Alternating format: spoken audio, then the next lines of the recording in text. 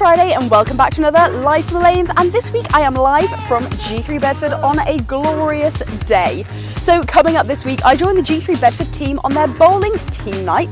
We also celebrate G3's EVA certification, so let's dive straight in.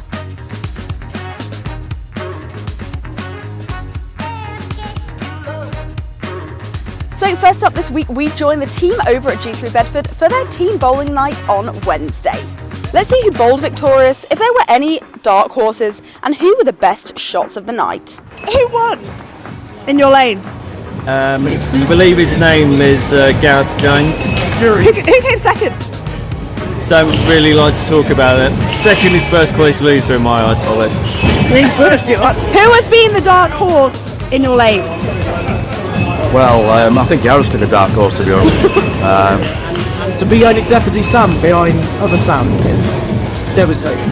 Who has done worse than you thought was going to do? Oh, definitely Brandon. Definitely Brandon. Definitely Brandon. The overall winner of the night was Gareth, followed very closely by Michael with just a 6-point difference.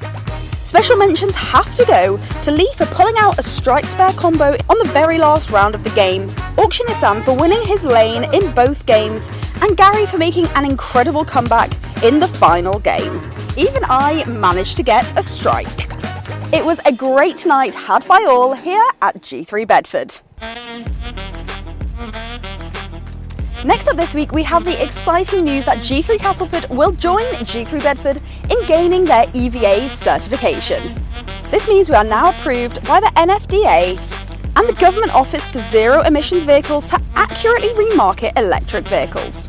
So what does this actually mean in practice? Well, to start with, our reporting on EVs will look a little bit different come Monday. We now have a dedicated EV section on each EV listing.